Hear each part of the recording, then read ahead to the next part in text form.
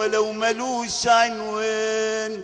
يا ناس يا ناس يا مكبوتة، هي دي الحدوتة، حدوتة مصرية، حدوتة مصرية.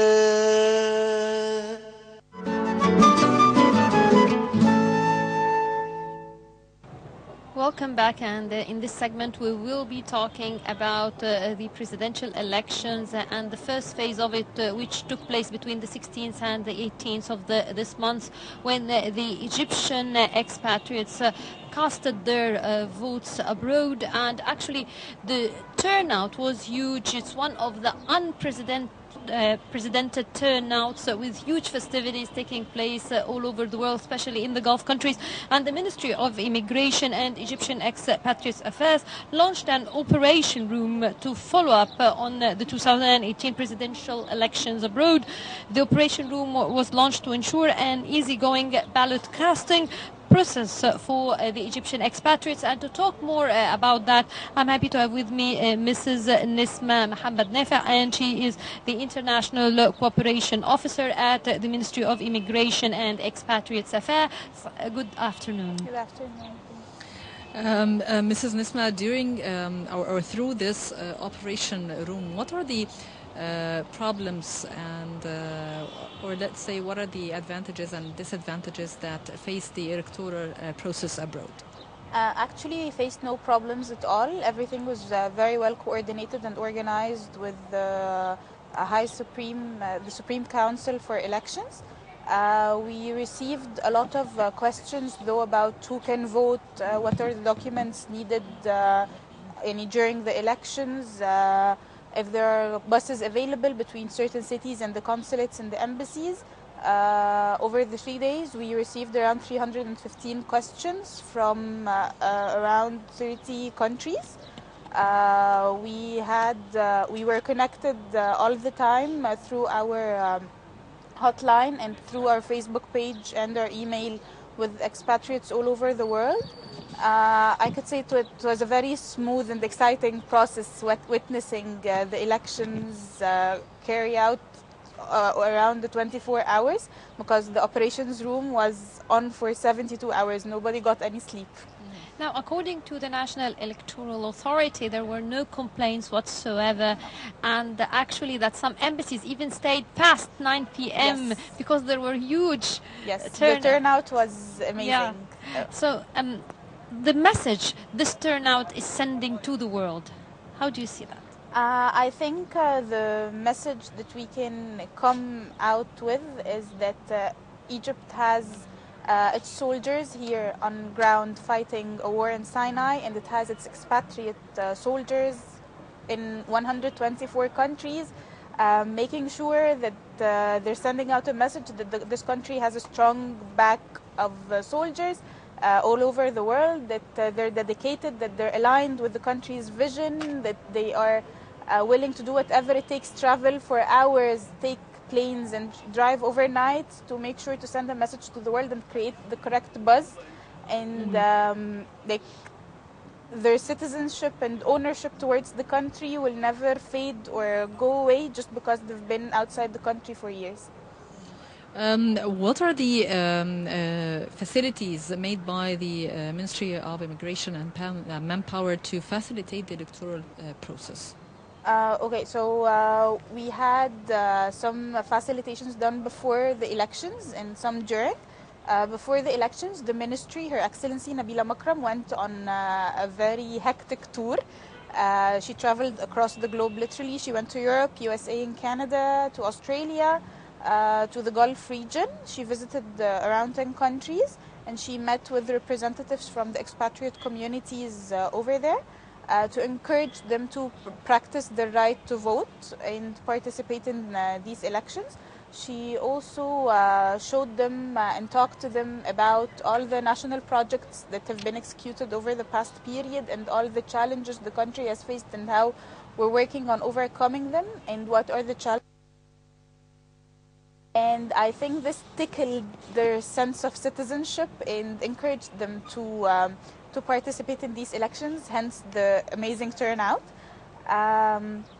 as well as we had a very successful online campaign on our social media platforms, the ministry's social media platforms, where we explained through short posts what who is eligible to vote, what are the documents needed, where can you go vote, and we provided a hotline for anyone who had any questions to ask.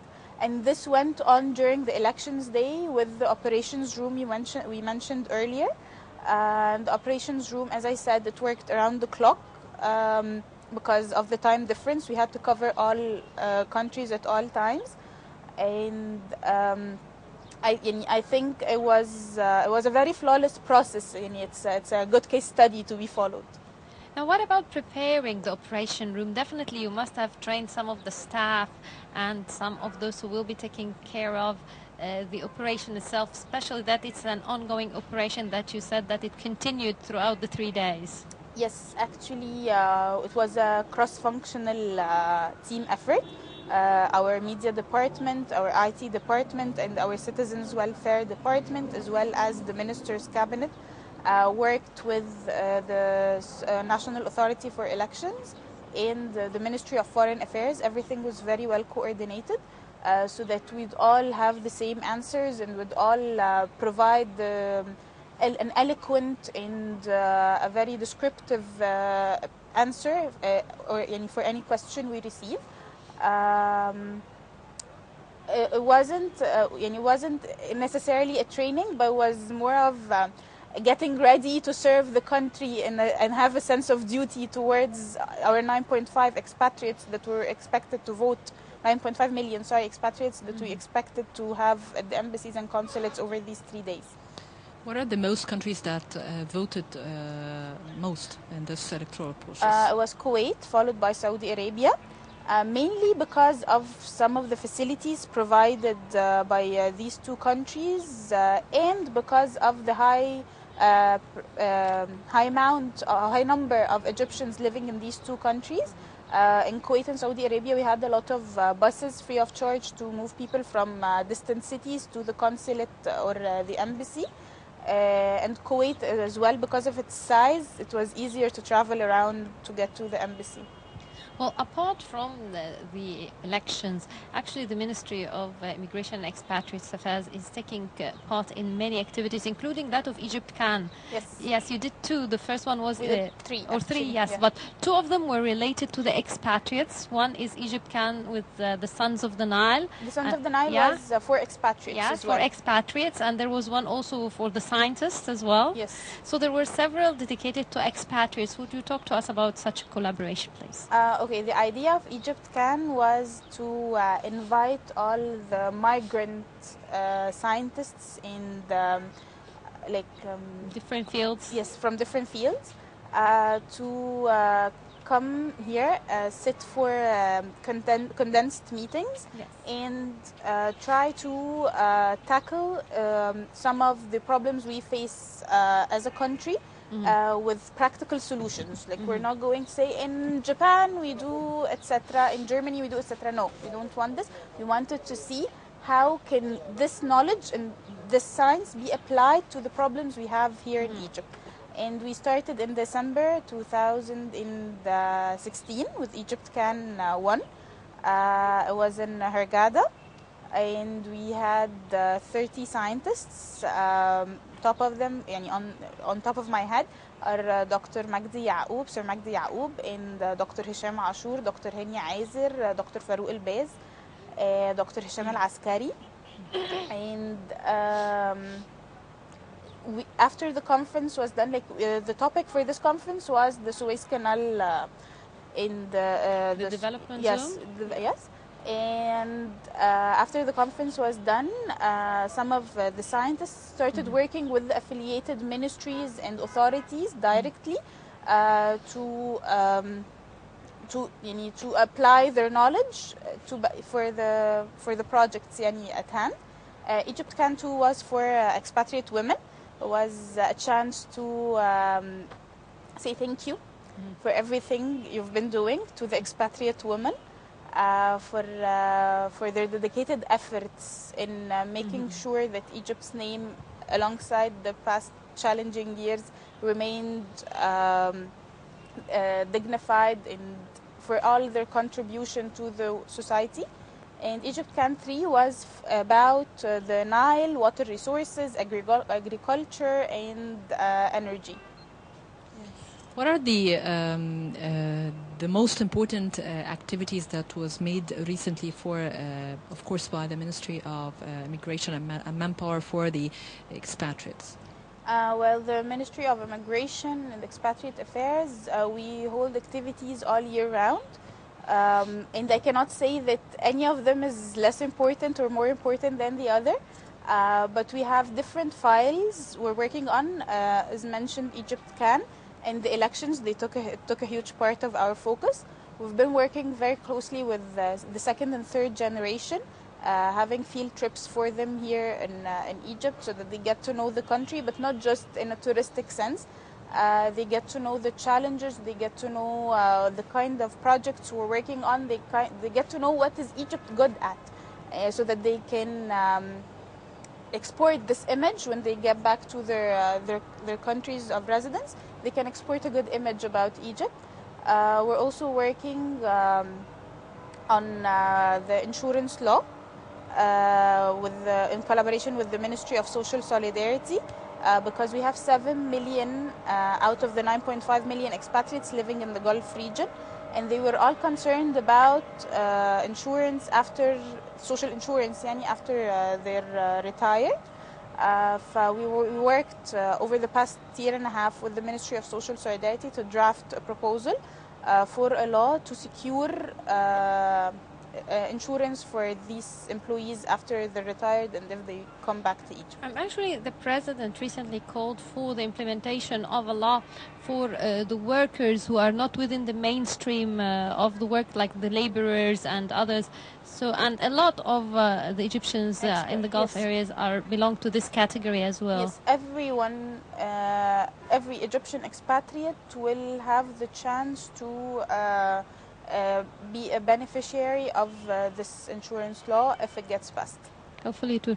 Another thing is, of course, the youth conferences, because that's another thing that the ministry is participating is with the young expatriates. So would you tell us about that, please? The World Youth Forum? Yes, please. Okay, so we got the chance to invite 150 expatriates, young Egyptian expatriates, to the World Youth Forum.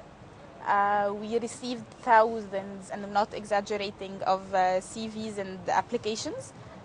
We filtered them and we passed them to the responsible authorities, and we got clearance for 150 expatriates. It was some of them. It was like the second or third time to come to Egypt. And some of them come often, but they essentially live abroad. It was very exciting to have them over here and get to see like a huge sum of young Egyptian minds living abroad, all under one roof at the same time. And they got a chance to attend the closed session with His Excellency President Abdel Fattah al-Sisi, where he talked to them about the country and the challenges and how we're overcoming them. And it was a really good moment for me personally to witness this, like the fruit of my work. And everyone who attended this conference, whether an Egyptian expatriate or not, was very proud and happy to be part of it. What are the plans of the ministry to benefit from the brains living abroad? We have the Egypt Can a series of conferences that we talked about earlier. We also are working on creating a council or creating a board of Egyptian expatriate scientists and pioneers. But it's still a preliminary idea that we're working on, because we want to have like a channel which we can directly benefit from the Egyptian expatriates' minds, and at the same time have them always connected, not just a conference that ends and they work with the affiliated authority later on. We want them to always be connected with the ministry, which we work on, but through unofficial channels like sending messages and emails and keeping up and press releases and conferences, etc. Just want a body that represents the ministry with these minds, as you said, permanently. You've mentioned an important thing, which is being in contact with the second and third generations, because these are the ones who were born abroad. And now, how can we keep them attached to the homeland? Because sometimes when you're born abroad, your country becomes just a name on your passport, and your affiliation and loyalty becomes or is to your birthplace. Well, I think it's actually quite a challenge. We have to admit that. But Egypt is a beautiful country. We always have to highlight that. Bringing them home, sending them memoirs from home. When Her Excellency goes on her tours abroad, Minister Nabila Makram, she always makes sure that she gets a chance to meet with the second and third generation and talks to them about the real Egypt, not the Egypt they see in the foreign media. She makes sure that they understand the situation in Sinai correctly. She makes sure that they understand the financial situation of Egypt correctly, because they receive information that is sometimes misleading, sometimes is incorrect, and the internet as well as foreign media has made false news circulation very easy. So we have to talk to them in their language. We have to talk to them in a language they can understand and can relate to and can respond to. So that's what we're trying to do basically with the second and third generation. Well, Mrs. Nesma Mohammed, an international cooperation specialist from Ministry of Manpower and Immigration, thank you very much for joining us. Thank you. Thank you very much. And now we will be going to a quick break, but we'll be back for more on Nile Cruise. So stay with us.